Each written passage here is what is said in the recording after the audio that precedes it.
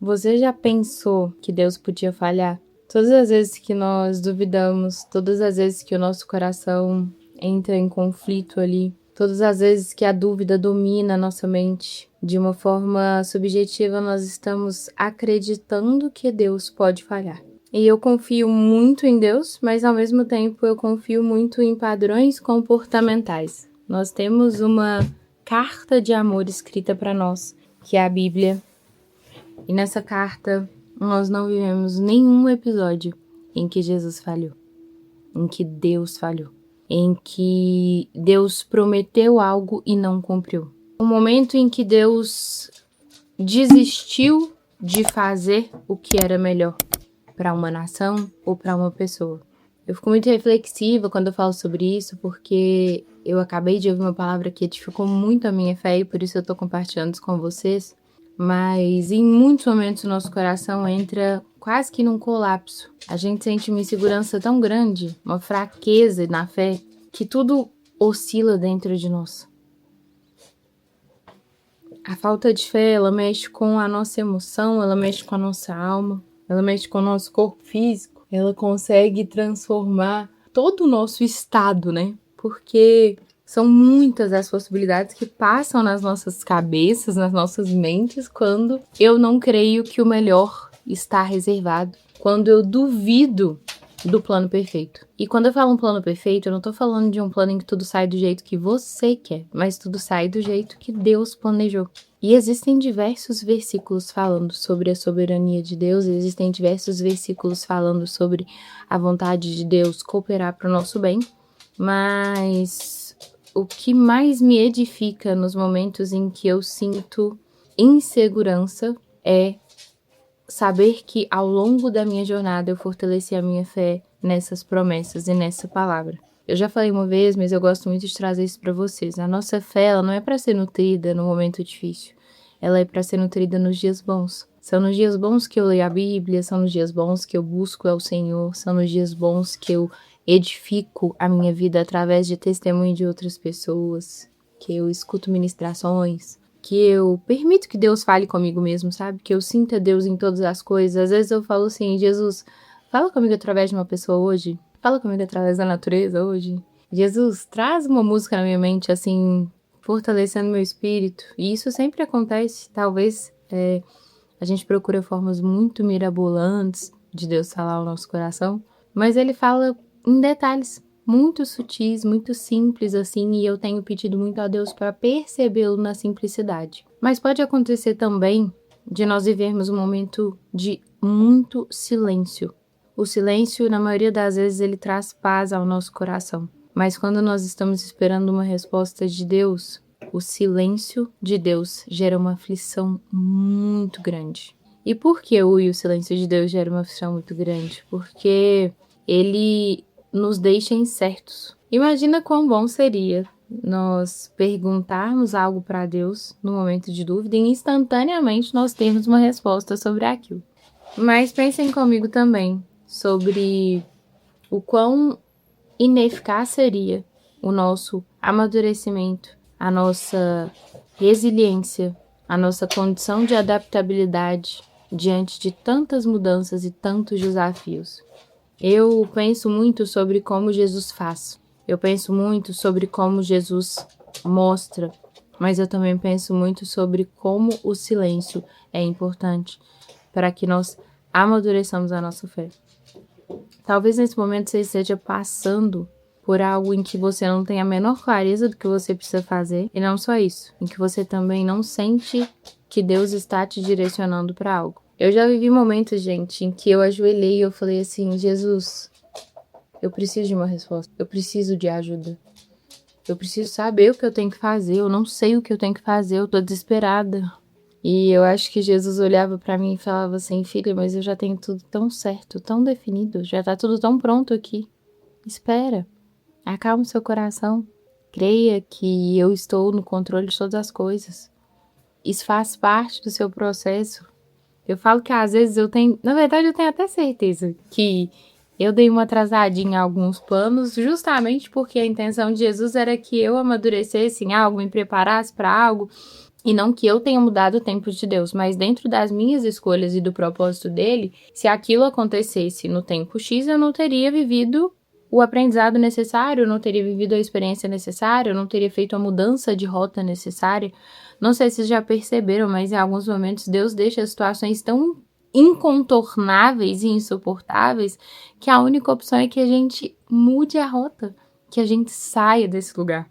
Então, o que eu queria falar com você hoje e trazer ao seu coração, e se você sentir de compartilhar com alguém, se você sentir de acompanhar outras coisas, né, que eu vou trazer aqui, queria que você se inscrevesse também, é que o silêncio não precisa ser um adversário, ele pode ser seu aliado. E como eu comecei a fazer isso? Como eu comecei a transformar o silêncio em um aliado? Eu comecei a perceber que todas as vezes que eu não conseguia ouvir um direcionamento claro de Deus, era o momento de buscar essa clareza. E aí foram os momentos que eu ouvia um louvor, foram momentos em que eu participava, né, de contextos em que nós tínhamos mais pessoas ali em oração, foram momentos em que eu li muito a Bíblia, em que eu lia muitos devocionais, momentos em que eu pedia a Deus para me testar mesmo na fé, sabe? Eu falava, Jesus, tipo, me mostra coisas, usa pessoas, sabe? Faz alguém chegar perto de mim do nada, deixa eu viver as coincidências dos céus. Eu brinco muito assim, que na minha vida é tudo Jesuscidência, não tem coincidência, tudo acontece no tempo perfeito, do jeito certinho que tem que acontecer. Mas, gente, é uma luta muito grande, né, da carne e do espírito. Então, o nosso espírito, ele sabe que existe um propósito maior e que tá tudo sob o controle. Mas a nossa carne não. E essa é a nossa maior luta, carne e espírito. Uma coisa que eu fico pensando muito também, né, nessa situação que eu tô trazendo pra vocês em relação à carne e espírito, é que o que a gente mais alimenta tem mais força.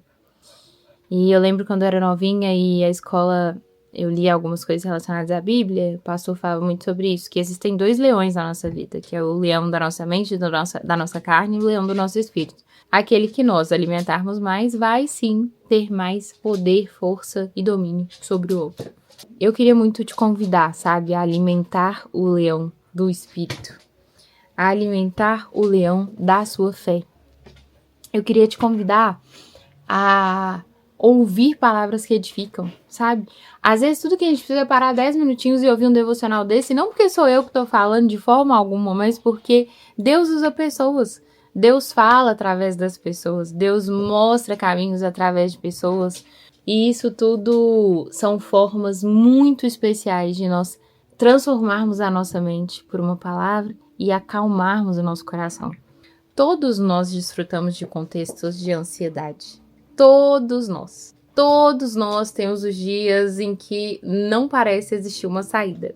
Todos nós temos circunstâncias em que realmente a única possibilidade de solucioná-la é uma intervenção divina. Então eu queria te convidar a essa reflexão. Talvez você esteja exatamente nesse momento. E eu queria fazer uma oração com você para que o Senhor te traga a clareza necessária de que o tempo do silêncio e o tempo da espera são indispensáveis para que você desfrute da resposta, do milagre, da cura, da conquista. Então, uma frase que eu repito muito para mim: eu não consigo imaginar o céu bagunçado.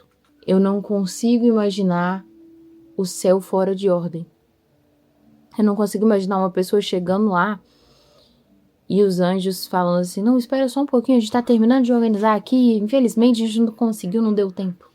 Então, eu repito muito fortemente no meu coração nos momentos mais difíceis assim, tudo está em perfeita ordem. Tudo está em perfeita ordem. Não existe bagunça nos céus. Não existe atraso na agenda de Deus. Não existe antecipações, é tudo muito organizado. E é por isso que eu vou orar, para que você entenda isso e tenha isso como uma verdade muito grande no seu coração. Senhor, muito obrigada por esse momento, muito obrigada por essa palavra.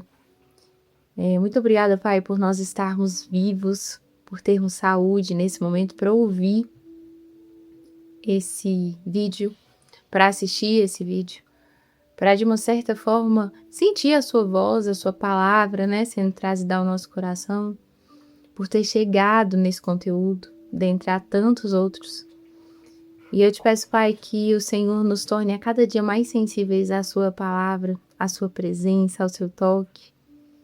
Eu te peço, Deus, que o Senhor fale conosco nos detalhes. E não só que o Senhor fale conosco, mas que nós estejamos atentos. Eu peço de uma forma muito sincera que nós estejamos atentos ao que o Senhor tem para nos dizer. E se o Senhor não tiver nada a dizer agora, porque nós precisamos amadurecer no silêncio, que a nossa fé seja fortalecida, para não só passar por esse momento, mas para crescermos diante do silêncio. Em nome de Jesus, amém. E se você gostou desse vídeo, se você acha que esse conteúdo faz sentido para compartilhar com alguém, eu queria te pedir para se inscrever aqui no meu canal, para ativar as notificações. Eu morria de vergonha de falar isso, mas eu tô começando aqui e eu preciso do apoio de vocês. Um beijo e muito obrigada.